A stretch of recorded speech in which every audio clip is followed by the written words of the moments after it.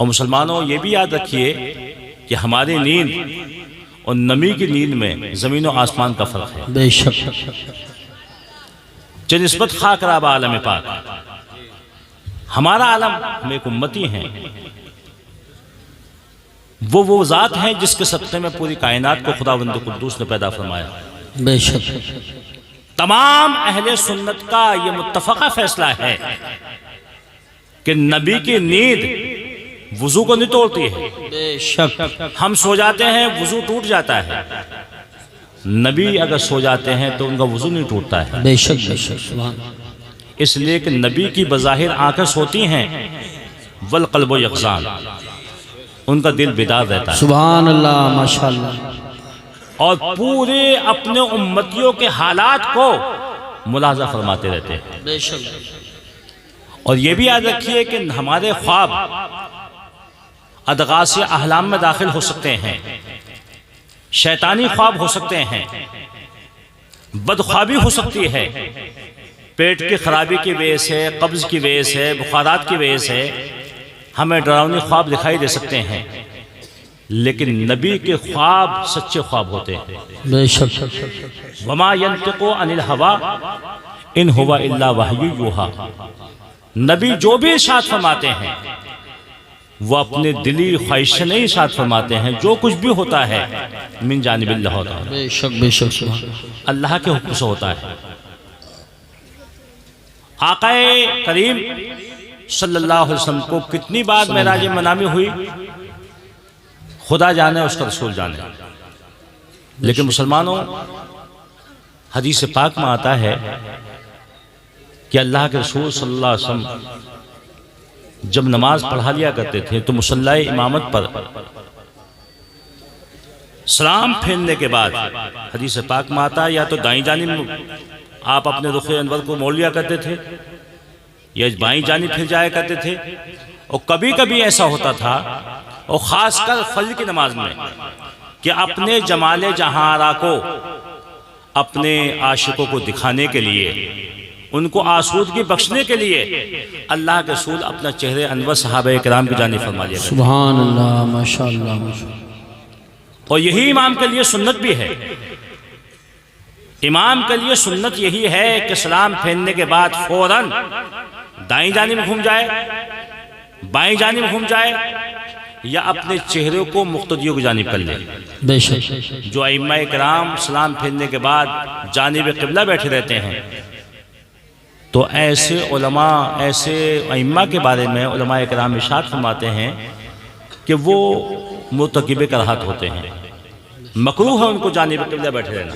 बेशक बेशक सुन्नत मुतवारिसा यही है कि या तो दाईं जानिब फिर जाए या बाईं जानिब फिर जाए, या अपने चेहरे को मुक्तदियों की जानिब कर ले। बेशक हमारे नबी ताजदार मदीना राहत क़ल्ब सीना सल्लल्लाहु अलैहि वसल्लम का यही मामूला, और ख़ासकर नमाज फजर के बाद जहां आप अपने उशाक को अपने जमाले जहारा से फैज़याब करने के लिए अपने चेहरे को अपने उशाक की जानिब फरमा लिया करते थे, वहीं एक सवाल फरमाया करते थे मुसलमानों। हदीस पाक में आता है, अल्लाह के रसूल मुसल्ला इमामत से एक सवाल फरमाते थे अपने तमाम सहाबे किराम से, कि आज मेरे किसी सहाबी ने कोई ख्वाब देखा है? एक सवाल फरमाते थे अक्सर बेशतर, किसी ने कोई ख्वाब देखा है? अगर किसी सहाबी ने रात में कोई ख्वाब देखा होता, वो खड़े हो जाते, बारगाह रसूल में पेश कर देते। अल्लाह के रसूल सुनने के बाद उसकी ताबीर, उसकी तफसीर मुकम्मल तरीके से उसके सामने बयान फरमा देते। सुभान अल्लाह। इसकी ताबीर ये, एक दिन वो आया कि आक़ाए करीम सल्लल्लाहु अलैहि वसल्लम ने सवाल फरमाया कि क्या आज मेरे सहाबा में किसी ने कोई ख्वाब देखा है नमाज फजर के बाद में? तमाम सहाबे किराम खामोश, किसी ने कोई ख्वाब नहीं देखा। मुसलमानों कुर्बान जाइए अपने रसूल पर। आका ने इरशाद फरमाया, आज तुमने ख्वाब नहीं देखा, तुम्हारे नबी ने ख्वाब देखा है। सुभान अल्लाह सुभान अल्लाह। तुम्हारे आका ने ख्वाब देखा है। मुसलमानों गौर से सुनिए, चंद बातें मैं बताना चाहता हूँ। इस्लाही मुआशरा से मुताल्लिक़ है ये एक कॉन्फ्रेंस साहब की। सहाबे किराम ने जो ये मामला नहीं था, सहाबे किराम बारगाह रसूल में ऐसे मुतवज्जो हो जाते थे, अपने सरों को ऐसे झुका लिया करते थे कि तिरमिज़ी शरीफ की हदीस में आता है कि ऐसे झुका लिया करते थे जैसे कि उनके सरों पर परिंदे बैठे हुए हैं, अगर अपने सर को उठा लिया तो वो उड़ जाएगा। ऐसा अदब बारगाह रसूल में वो रखते थे और मुअद्दब होकर बैठा करते थे। ये तरीका नहीं है कि हुआ हो रही है, कोई इधर बोल रहा है उधर बोल रहा है। उलमाए किराम का यहाँ जम्मे गफीर है।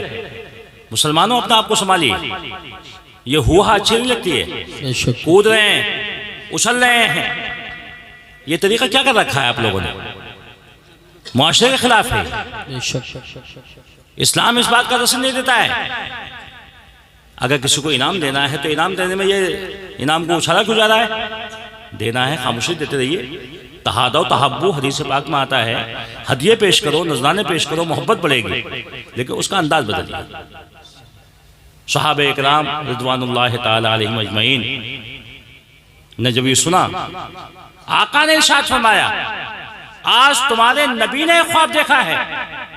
तमाम सहाबे किराम की तवज्जो हमतन गोश आकाए करीम के लम्हाए मुबारक से निकलने वाले कलिमात की जानिब हो गई। बेशक सुभान अल्लाह। और हमारा जैसा आलम नहीं था, वो सहाबी थे जो फरमाने रसूल को सुनने के बाद अपने दिल की तख्तियों पर नोट कर लिया करते थे। आज के वहाबियों की तरह नहीं थे कि यहाँ कुछ सुना वहाँ कुछ कह दिया, वहाँ कुछ सुना वहाँ कुछ कह दिया। 26 जनवरी में झंडा उठाना जायज़ और जश्न ईद मिलादुन नबी पर झंडा उठाना नाजायज़। देख रहे हैं आप, पूरे मदरसे बंद हो रहे हैं, जुलूस निकल रहा है, नारेबाजी हो रही है। मैं उस झंडे का मुखालिफ नहीं हूँ, जश्न मनाना चाहिए हिंदुस्तान की आज़ादी का, कवानीन हिंद के निफाज का भी, लेकिन मुसलमानों जिसके सदक़े में पूरी कायनात को पैदा किया गया है, बेशक अगर उनकी पैदाइश के दिन झंडा उठा लिया तो शिर्क और बिदअत के फतवे क्यों दिया जाए? उसको नाजायज़ क्यों कहा जा रहा है? ये तो वही हैं कि दिखाते कुछ हैं और बेचते कुछ हैं। जी जी बेशक। अपने आप को बचाइए इनसे। आज ये इलाका, जो इलाका जिसमें हम और आप यहाँ बैठे हुए हैं, बड़ा महफूज इलाका कहलाता था। मुफ्ती आज़म संबल, मुनाज़िर अहले सुन्नत हज़रत अल्लामा मौलाना मुफ्ती मोहम्मद हुसैन साहब क़िबला रहमतुल्लाहि ताला अलैहिम अजमईन को मैंने खुद देखा अपनी आंखों से। उनके आखिरी अय्याम को मैंने देखा है कि कितनी मेहनत शाक़ा इस इलाके के लिए फरमाई थी। जी जी बेशक। पैदल सफ़ा किया करते थे, तकरीरें किया करते थे। किसी ने चने का साग ही दे दिया, चने का साग लेकर चले गए। किसी ने गन्ने की पूली दे दी तो गन्ने की पूली अपने काने में रखी, उसे लेकर चले गए। किसी ने धान दे दिए तो धान ही लेकर चले गए।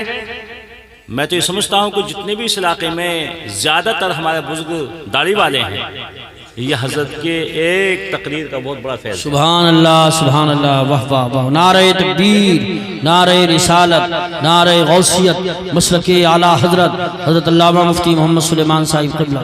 लेकिन आज इस इलाके से भी इत्तलाएँ मिल रही हैं, बिलारी में भी कुछ पैदा हो गए हैं, इधर डिंगमुल के इलाके में पैदा हो गए हैं, और वहाबियत बहुत तेज़ी से फैल रही है।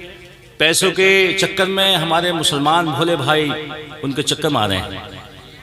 पैसा मिल जाए, ये सऊदीया उम्रा करने चला गया तो सबसे बड़ा कुतुब होगा आ रहा है वहां से, और यहाँ के मसले भगा रहा है। सब ऐसा होता है वैसा होता है। मैं भी गया उम्रा करने के लिए, हमारा तो कुछ नहीं हुआ। नमाज जुमा मैंने पढ़ाई मदीना मुनव्वरा में, कम से कम 250 आदमी थे माशाअल्लाह। होटल वाला हाथ जोड़ खड़ा हो गया, साहब मेरा होटल बंद हो जाएगा। बंद हो जाएगा तो खोलवाता रहिए, तो हम क्या जाने, सही बात है। हम तो इसके पीछे नमाज नहीं पढ़ेंगे। अल्हम्दुलिल्लाह माशाअल्लाह। लेकिन आज हमारे सुन्नी उलमा से बहस करते हैं लोग, अवाम के सामने नमाज क्यों नहीं होगी वहाँ, ऐसा क्यों नहीं होगा। अपने आप को बचाइए, इन उलमाए रब्बानी से ये फ़ायदा हासिल कीजिए। ये वहाबियों का तरीका है, यहाँ कुछ कह देते हैं वहाँ कुछ कह देते हैं। सहाबे किराम के अकीदे बहुत मजबूत थे, बेशक। वो अपने दिल की तख्तियों में फरमान रसूल को नोट कर लिया करते थे। एक हदीस पाक मैंने पढ़ी कि अल्लाह के रसूल की बारगाह में एक सहाबी हाजिर हुए जिनका नाम ज़र्रार इब्न अज़वर आता है। ज़र्रार इब्न अज़वर रज़ियल्लाहु ताला अन्हु बहुत बड़े मुजाहिद गुजरे हैं। अल्लाह के रसूल ने अचानक इरशाद फरमाया, ज़र्रार तुम कभी भी मैदान जिहाद में शहीद नहीं होगे, मैदान जिहाद में शहीद नहीं होगे तुम। तो आपने अरीज़ा किया, पेश किया, रोने लगे, हुजूर क्या मेरे हिस्से में जामी शहादत नहीं है? तो आपने इरशाद फरमाया, हाँ तुम्हारे हिस्से में जामी शहादत नहीं है, तुम्हारी मौत बीमारी से आएगी, बिस्तर पाएगी। मुसलमानों रोए, अर्ज किया हुजूर जामी शहादत नहीं मेरे हिस्से में नहीं है, आपके हिस्से में जामी शहादत नहीं है। मुसलमानों इस बात को फरमान रसूल को सैयदना ज़र्रार इब्न अज़वर रज़ियल्लाहु ताला अन्हु ने अपने दिल की तख्ती पर नोट कर लिया। और वाक़यात और तारीख़ इस्लाम में आता है कि अपने सतरे औरत को सिर्फ छुपाया करते थे। मर्द की सतरे औरत जो है वो नाफ से लेकर घुटनों समेत, जिसका छुपाना फ़र्ज है, हर बालिग इंसान को छुपाना फ़र्ज है। हमारे जो नौजवान घरों में चड्डी पहने फिरते हुए हैं, शर्म नहीं आती? माँ सामने है, बहन सामने है, चड्डी पहन के फिर रहा है, वही नहा रहा है, शर्म आनी चाहिए।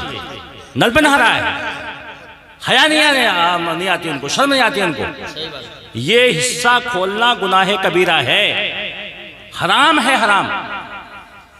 बीवी के अलावा किसी दूसरे के सामने खोलना, लेकिन आज सबके सामने खोले फिरते रहते हैं। नौजवान अपने रानों को दिखाना चाहते हैं, मुजाहरा करना चाहते हैं कि हम बहुत बड़े पहलवान हो गए।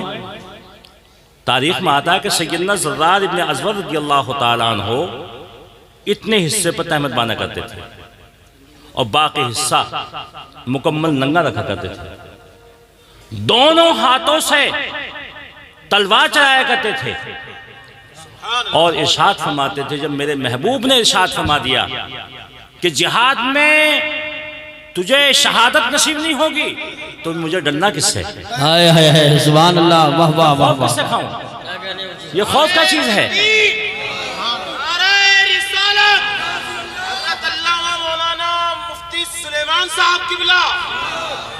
ये है मुसलमानों की बेखौफी का आलम।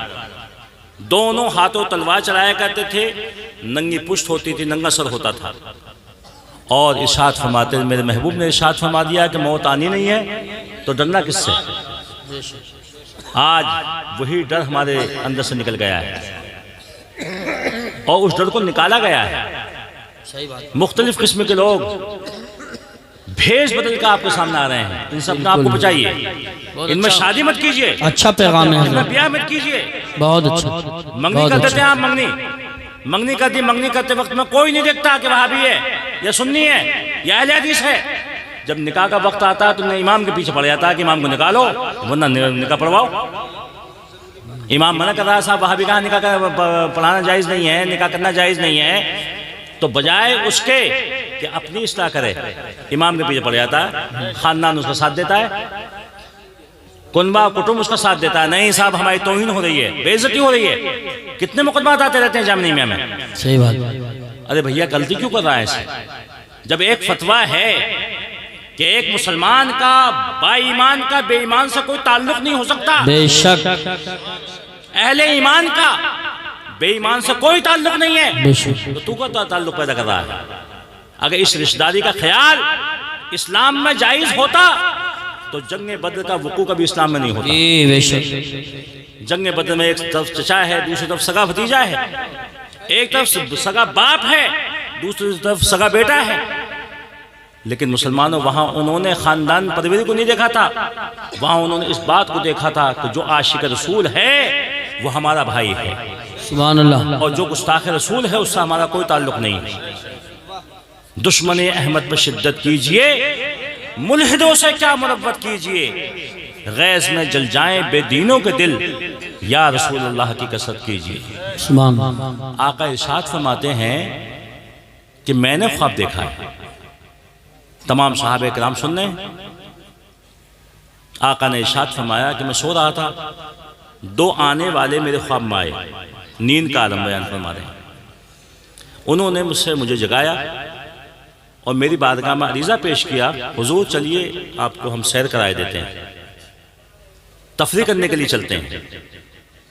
एक इंसान ने मेरा दाएं हाथ पकड़ लिया, दूसरे शख्स ने मेरा बाएं हाथ पकड़ लिया, बीच में मैं हूं, दोनों मेरे साथी दाएं और बाएं जानिब चल रहे हैं, दोस्ताना माहौल में चले जा रहे हैं। टहलते टहलते टहलते टहलते हम एक मकाम पर पहुंचे कि रास्ते के एक किनारे पर एक इंसान बैठा हुआ है। आका इरशाद फरमाते हैं कि मैंने देखा उसको कि उसके जबड़ों को चीरा जा रहा है। अल्लाह, जबड़ों को, मुख्तसर नाम नकल कर रहा हूं, बहुत लंबी चौड़ी हदीस है, उलमा जानते हैं। उसके जबड़ों को चीरा जा रहा है। मैंने पूछा इस इंसान के जबड़ों को क्यों चीरा जा रहा है? एक चीरने वाला चीर रहा था, इस जबड़े को चीरता था, तो फिर दूसरे जबड़े को चीरना जब शुरू कर देता था तो ये जबड़ा सही हो जाता था। जब इस जबड़े को चीरने के बाद इसको चीरता था तो ये सही हो जाता था। बहुक्म मौला यही काम कर रहा था। मैंने कहा कि ये कौन इंसान है जिसके जबड़ों को इस अंदाज में चीरा जा रहा है? मेरे साथियों ने अरीज़ा पेश किया, हुजूर और आगे तशरीफ ले लें, तफरीह और करें, सैर करें। आप इरशाद फरमाते हैं मैं आगे बढ़ा तो मैंने क्या देखा कि एक रास्ते में एक इंसान को बिल्कुल चित लिटा दिया गया है, बट नहीं, चित लेटा हुआ है, अपनी गर्दन के ऊपर लेटा हुआ है, और एक इंसान बहुत बड़ा पत्थर अपने हाथ में लिए हुए है और इतनी ताकत से वो पत्थर को उस इंसान के, लेटने वाले इंसान के सर में मारता है कि सर उसका टूट जाता है, फट जाता है, वो पत्थर लुढ़कता हुआ दूर चला जाता है। पत्थर को तोड़ने के बाद वो इंसान उस पत्थर को उठाने के लिए जाता है। जितनी देर में पत्थर को उठा के लाता है बहुक्म मौला उसका सर अच्छा हो जाता है, सर सही हो गया। उसने पत्थर को उठा कर लाकर फिर दोबारा मार दिया, फिर सर को कुचल दिया, पत्थर दूर चला गया। वो इंसान उस पत्थर को उठाने के लिए चला गया, बहुक्म मौला उस इंसान का सर सही हो गया। मैंने पूछा ये इंसान लेटने वाला कौन है, इसके साथ ये अमल क्यों किया जा रहा है? तो मेरे साथियों ने कहा हुजूर और आगे तशरीफ ले लें। ख्वाब का आलम बयान फरमा रहे हैं, दोनों साथी आपके साथ में हैं, तमाम सहाबे किराम सुन रहे हैं। आप इरशाद फरमाते हैं कि हम चलते चलते एक कुएं के पास पहुंचे।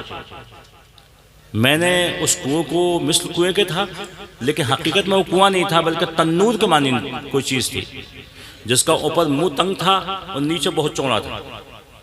उसमें आग रोशन थी। आग के शोले जब ऊपर आते तो मैंने देखा कि उसमें नंगे मर्द और नंगी औरतें जलाई जा रही हैं। अल्लाह, आग के शोले ऊपर आते, यहाँ तक ऐसा महसूस होता कि आग के शोलों के साथ ये मर्द औरत बाहर निकल आएंगे, लेकिन फौरन शोले नीचे बैठ जाते तो वो नंगे मर्द और नंगी औरतें नीचे चली जाती। मैंने पूछा अपने साथियों से कौन इंसान है जिनको इस नाम जलाया जा रहा है? तो मेरे साथियों ने कहा हुजूर और आगे तशरीफ ले लें।